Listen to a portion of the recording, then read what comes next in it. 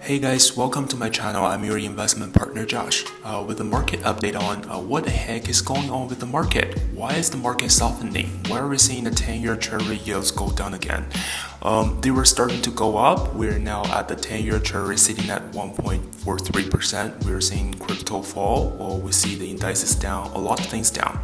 Now I want to break down exactly what's going on. We've got multiple things going on. We're going to talk about China, Delta, Afghanistan, the Fed. We got Tesla to talk about. We're going to talk about crypto suddenly tanking as well. So we have to talk about all these things here.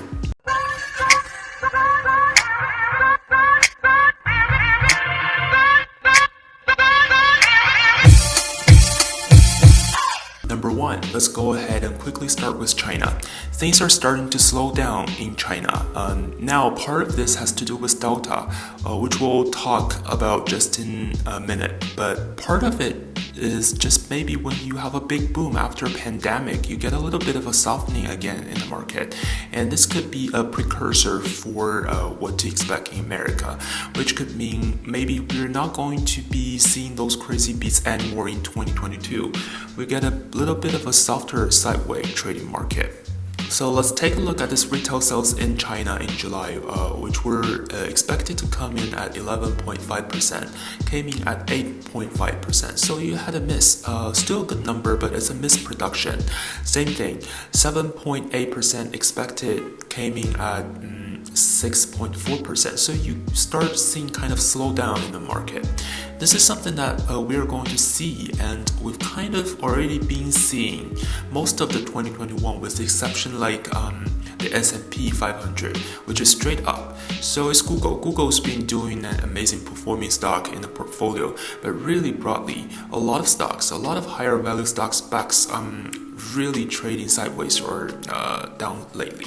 Part of it is because of this fear of slowing growth, and we're seeing that happens in China. So now the data is coming out, and so this is headline news, and that certainly hurts our stock market as well. Delta, obviously one of the reasons we could be seeing this slowing. You've got hospitals in Texas complaining that they are out of ICU beds.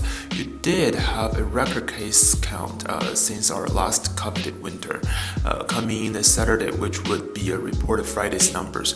We're seeing the numbers start to slow. In fact, some doctors, like Dr. Scott, the former FDA commissioner, he mentioned that we're starting to see sort of the flattening, or maybe we've hit like sort of a peak delta, if you will.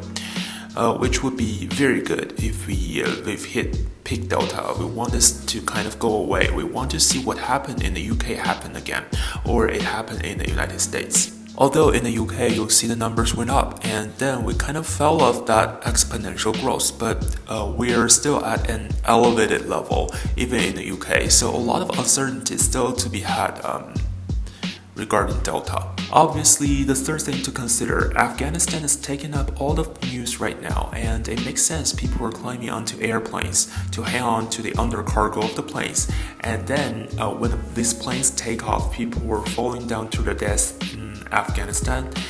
They're trying to escape with Taliban controlling Afghanistan. Folks are fleeing. It's a total disaster. I mean, people are getting executed outside of their homes in Afghanistan. There's some media that's being allowed to be portrayed, and the Taliban is trying to convey that don't worry, everything is under control here. Meanwhile, in the alleys, people are getting executed. It's a big problem. We've got now essentially got this potential of an entire terrorist country in the Middle East again, which was eliminated over the last 20 years. And it was actually pseudo-democratic for maybe, it wasn't the most stable, but obviously given how Taliban has surged in. This kind of geopolitical uncertainty of this fear, how many more troops are we going to have to send to Afghanistan? These are the things that are going to weigh on the market, and they're going to lead more fear. We know what fear and uncertainty and doubt does. Prices go down. Jerome Powell talked this week. Also, Jackson Hole Symposium is coming up next week. All of these things related to Jerome Powell all going to be helping us understand have we hit the substantial further progress? Are we going to taper in September, October, or we are going to start doing what kind of like we're expecting? But more importantly, and this is what I think the market is going to pay attention to more, whether or not we are going to taper, because now we are kind of expecting the tapers. After the taper, how long are we going to wait to raise rates? Reason generally markets are fearful of tapering this solely because it's a precursor to rates going up.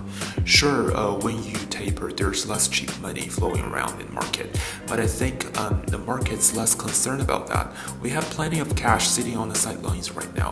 That's why we are starting to see, in my opinion, crypto start going up. We are going to talk about crypto in a moment because I first want to talk about Tesla.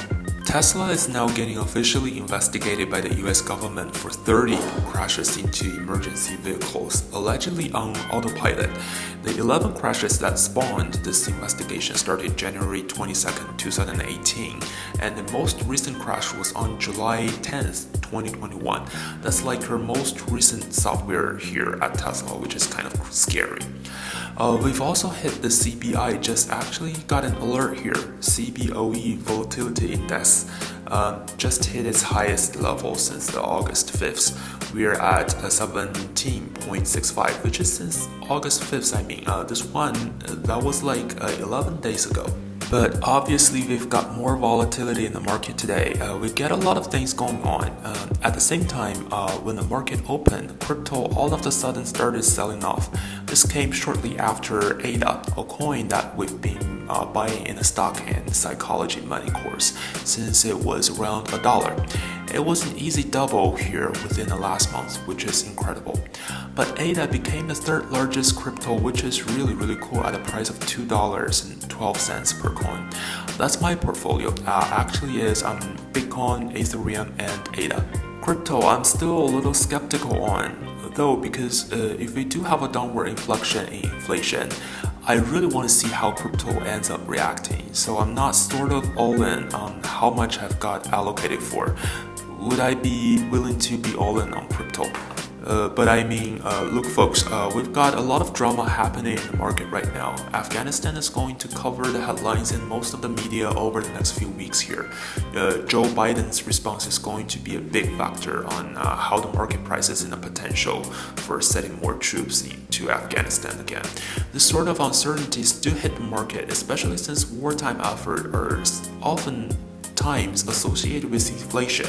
We all know that inflation is associated with the market, but slowing down in China and increasing Delta, the Federal Reserve talking, and these are the times of uncertainty. In my opinion, times of uncertainty are wonderful times to get into the market, especially when you're seeing softening price. As I always just caution, stay away from deep call options. They're very tempting, but I would stay away from them in this kind of market. So if you got anything out of this video, leave a big fat thumbs up. Leave it in the comment section below. Let me know which one of the stocks you're playing. We'll see you next time. Thanks for watching.